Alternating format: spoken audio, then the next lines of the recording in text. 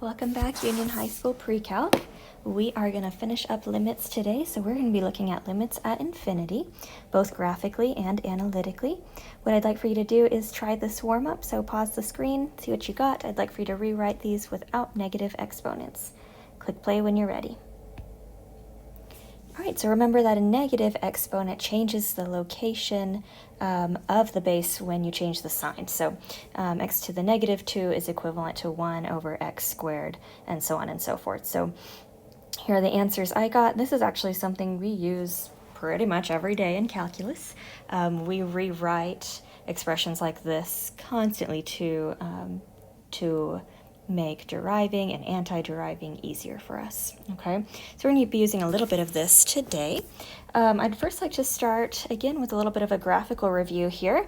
I've got a graph for you. We're going to call it y equals f of x, and I'd like for us to go ahead and find the following limit. So basically all the limits as x approaches 0. So I'm going to go ahead and draw our guide for us. So here's our vertical line we're going to approach. We're going to start by approaching that line from the right. So as I approach that wall from the right-hand side, what are my y's approaching? Yeah, my y's are approaching positive infinity. What if I approach from the left-hand side? We're approaching negative infinity, right? So my right-hand limit is positive infinity, which is typically how my math lab is going to want you to write it, although we do know, right, this is a non-existent limit, right, because infinity is not a number. The limit coming from the left, we got negative infinity, correct? Again, this is a d/e. And the full limit would certainly be d/e, okay, because the left and the right are different, okay? Now, that's the calculus way of describing the what, what would the algebra term be? Yeah, x equals 0 is a vertical asymptote, right? On the graph of f of x. So a vertical asymptote in algebra is when the limit is plus or minus infinity in calculus. Notice that that's what the y's are approaching, not the x's, right? So the x's are approaching some number, and the y's are approaching plus or minus infinity. That gives us a vertical asymptote, correct? Okay, what about the horizontal asymptote? So let's take the same graph, the same y equals f of x, and let's talk about the horizontal asymptote this time. So we've got that as our asymptote. If I'm taking a look, let's look at this piece here. So if I'm taking a look at this tail end, that didn't do what I wanted it to do. If I'm taking a look at this tail end here, so as I follow this to the right forever and ever and ever and ever and ever, what would the y's be approaching here? They would be approaching that horizontal asymptote, and that horizontal asymptote is y equals 0, right? However, what are the x's approaching? Can we tell there? The x's are going on forever and ever and ever and ever, right? So the x is approaching positive infinity in this case. The y's are approaching 0, okay? Let's try that same thing going to the left forever. So if I go to my left end behavior, my y's are still approaching 0, but this time my x's are approaching negative infinity, okay? So for the calculus way of writing a horizontal asymptote, your x's are no longer going to approach a number. Your x's are now going to approach plus or minus infinity. Okay, so let's do that for this particular graph. Let's go the limit as x approaches positive infinity of f of x. This, I'd like for you to write this. This is going to be my far right behavior. So as we go to the right forever and ever, that would be this piece here.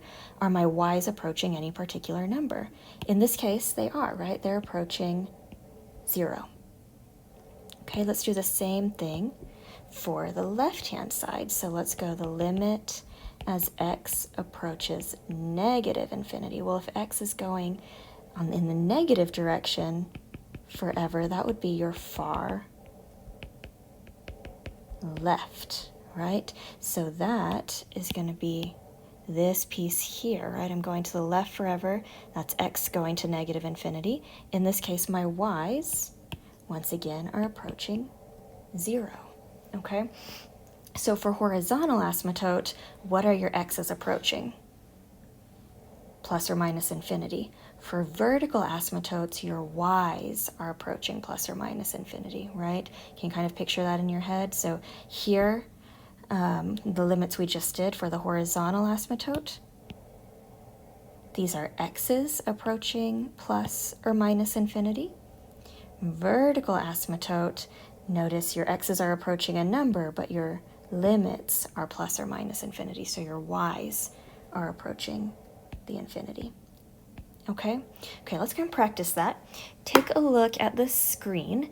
Look at the 4 limits I have, and I'd like for you to decide which limits describe a horizontal asymptote and which describe a vertical. So pause the screen and think about that for a moment. All right, let's see how you did. So the first one, I've got x approaching a number, but my limit is going to infinity. So my y's, this represents your y, right? My y's are going to infinity, so this must be a vertical asymptote. Okay. The next one, look, your x's are approaching at positive infinity, so this would be a horizontal asymptote. For the next one, you've got x approaching 3, but your y's are going to positive infinity, so that would be a vertical. And then your last one, x is approaching negative infinity, so that would be horizontal. So again, take a look there. When x is approaching plus or minus infinity, you've got a horizontal asymptote, but when y is approaching plus or minus infinity, you've got a vertical asymptote. Okay, all right, I'd like to take this a step further, and let's see if we could draw a function that would adhere to all of these 4 limits, okay? And obviously answers would vary, but let's see if we could sketch one together that satisfies all 4 of these limits. So I'm going to first draw a guide at x equals 0, because I know as I approach this guide from the right, at least, I need my y's to be approaching infinity. I'm also going to draw a vertical guide at x equals 3, because I know as I approach that guide from both the left and the right, because this is the full limit, right? My y's are going to approach positive infinity there.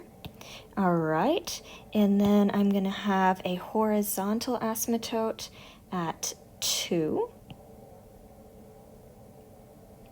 and another horizontal asymptote of y equals 5.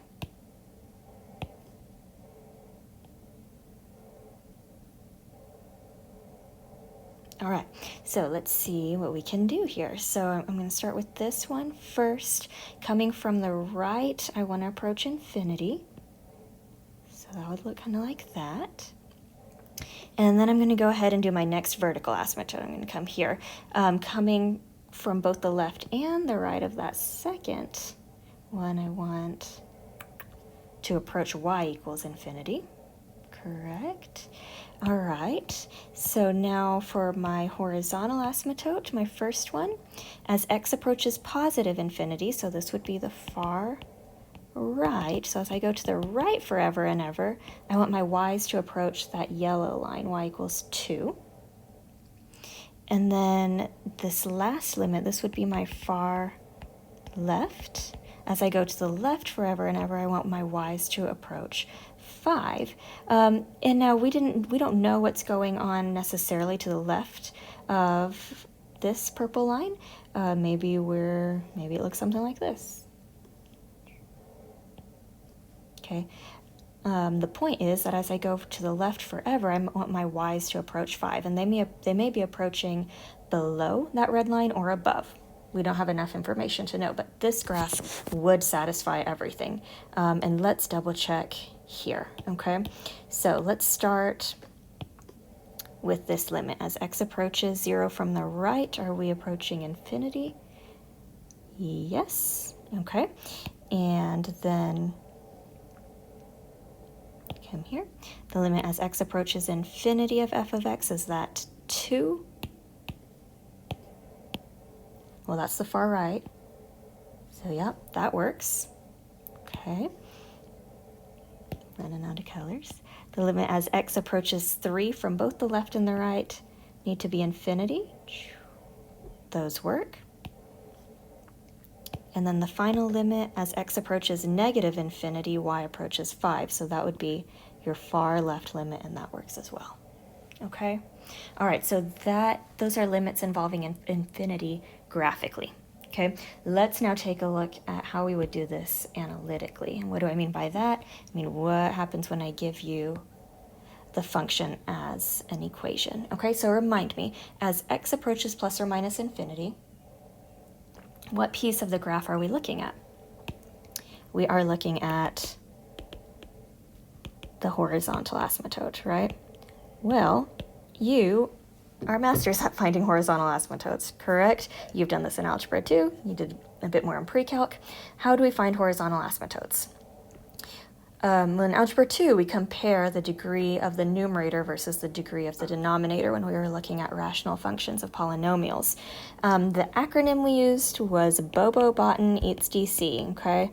I'm going to write it again here. But if this is old hat, don't feel like you need to rewrite it. If you have not heard of this, maybe go ahead and write it now.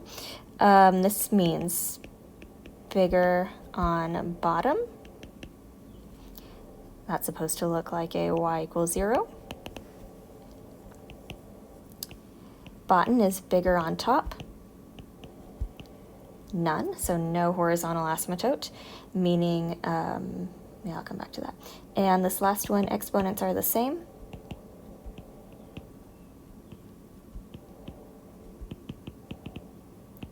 Divide coefficients. Okay, we'll talk more in calculus why this works, but it has to do with the rate at which functions grow, okay? So let's come back. This is how to find horizontal asymptotes, which is the same as finding limits as x approaches plus or minus infinity. So what do we think? If we've got y equals 0, then that means as the horizontal asymptote, that means the limit as x approaches infinity would be 0 in that case. If I have no horizontal asymptote, the limit would be d and e. And if I end up dividing my coefficients for the horizontal asymptote, that number that you get is going to be the limit. Okay, so let's try some. Could you write this first one in your notes, please? The limit as x approaches infinity of 2x over x squared minus 3x. So remember, limits at infinity, same thing as horizontal asymptotes. Okay, so you're just going to apply your acronym. What do we think? Bigger on top, bottom, or same? So my degree of the numerator is 1, degree of the denominator is 2, so I've got bigger on bottom. Horizontal asymptote is 0, so my limit is 0. And when I ask for work on these, all of the work I want you to show is tell me what part of the acronym you used. Okay? All right, could you write this one, please? The limit as x approaches infinity of 4x squared over 2x minus 1. So finding the limit at infinity, same as finding horizontal asymptote. So degree of the top is 2, of the bottom is 1, so bigger on top, no horizontal asymptote, meaning the limit does not exist, right? And again, all the work you would need to show next year would be to say bottom. All right, how about this one? Can you write this, please? Limit as x approaches infinity of 2x squared minus 4x all over the square root of 9x to the 4th minus 3x. What do we think we have here? Yeah, so this is actually the third scenario, eats DC, because yes, you've got a power of 4 there, but it's inside a square root. So really, the power that takes over is a power of 2. Okay, so you've got exponents are the same. But now be careful when you divide coefficients. What do we think we get? We actually get 2 over 3, because again, that 9, that exponent is inside the square root. Okay, so square root of 9 is 3, and it's positive 3. It's not plus or minus 3 in this case, okay? All right, let's do a few more. Oh, wait, let's not do a few more yet. Let's talk about some other common functions. So in Algebra 2, you only compared a polynomial in the numerator and polynomial in the denominator. In Calculus, we have a few more functions we're going to consider, okay? And we want to order them from slowest growing to fastest growing so that we can still apply Bobo-Bot and EATS-DC, okay? So let's go kind of specific, and then I'm going to do a general scenario of this, okay? So we know that x grows slower than x squared, grows slower than x cubed, etc., right? And those polynomials are going to be right in the middle for us. Now, can you think of a function that grows faster than polynomials? In fact, it's the fastest type of growth we look at in algebra. Yeah, it's exponential functions, okay? Now, remember, the larger your base, the faster your function grows. So like 2 to the x grows slower than e to the x, which grows slower than 3 to the x, which grows slower than 4 to the x, etc. Okay? What is the inverse of exponential functions? It's log functions, and really the only log we look at mostly is ln in calc. And then, can you think of functions we studied at the very beginning of pre-calc, and they behave like waves, so they really don't grow at all. They just bounce back and forth, back and forth, back and forth. Yeah, sine of x and cosine of x, right? All right, so we are kind of expanding this idea of Bobo-Bot so that we're not just looking at polynomials, we're looking at trig, log, polynomial, and exponential, but they grow in that order, okay? So let's write that right underneath. So trig, in other words, sine and cosine of x, grow slower than logs. They don't really grow, trig really doesn't grow at all. Logs are kind of your slowest growing functions. Polynomials are right in the middle. And then your fastest growing are going to be your exponentials. Okay, so now we're going to expand this idea of Bobo-Bot, okay? So let's try some other ones now. Can you please write that first one in your notes? We've got limit as x approaches infinity of 5e to the x minus x squared all over x cubed plus 3e to the x. All right, so let's take a look at our numerator and our denominator separately. We're still doing Bobo-Bot because it's still limit as x approaches infinity. You've got two terms in your numerator. You've got an exponential and you've got a polynomial, okay? According to your chart here, which one takes over?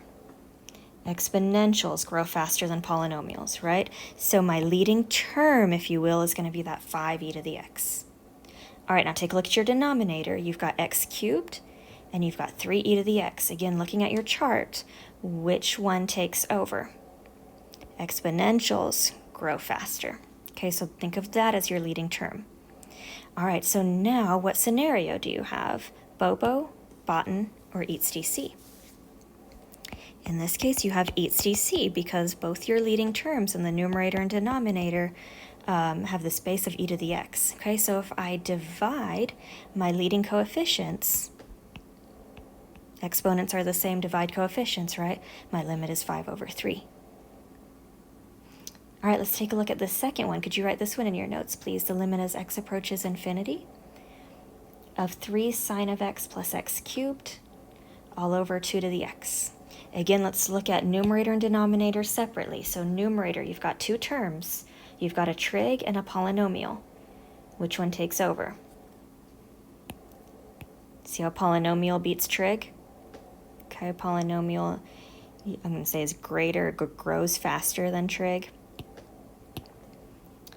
So polynomial is going to be my leading term there. Now take a look at your denominator. What takes over in your denominator? You only have one option, right? Okay, so now compare the two highlighted pieces. You've got a polynomial and a what in the denominator? You've got a polynomial in the numerator. and a exponential in the denominator, right? So exponential beats polynomial. So that means you have bigger on bottom, which is Bobo. So your answer is 0. All right, let's do a few more. Can you write that first one, please? I want to find the limit as x approaches infinity of each of these. So what do we think for this first f of x? Bigger on top, bottom, or same? Yeah, this is another eats dc. Exponents are the same because yes, I have a power of 2 here, but it's inside a square root, so the true term is a power of 1, which is the same as power I have here. So I'm going to divide coefficients, and that gives me square root of 9, 3 over 2. Let's see. Let's do an arrow here since I didn't have my limit in front. Okay, how about the second f of x? I've got e to the negative x plus 5. Think about our warm-up. What do you think we need to do here? I need to rewrite a negative exponent as 1 over e to the positive x. Okay, now, do you see how you now have basically 2 fractions if you want, 2 terms? Okay, so now we need to apply Bobo-Bot eats dc to both of these pieces. All right, so let's take a look at this first. Bigger on top, bottom, or same? Bigger on bottom, because e to the x grows faster than a constant of 1, right? So that's Bobo, so that's going to go to 0. And then plus 5 is just a constant. Remember, that just shifts the graph up 5, so that's going to be a constant 5. And I get 0 plus 5 is 5. Okay, let's take a look at this last one. Do you see anything you need to rewrite here? I'm spotting a negative exponent, so let's rewrite this as 10 plus what? Yeah, notice that that negative exponent is only touching the x, so that 17 needs to stay in the numerator, and then the x squared drops down to the denominator, and then this is good.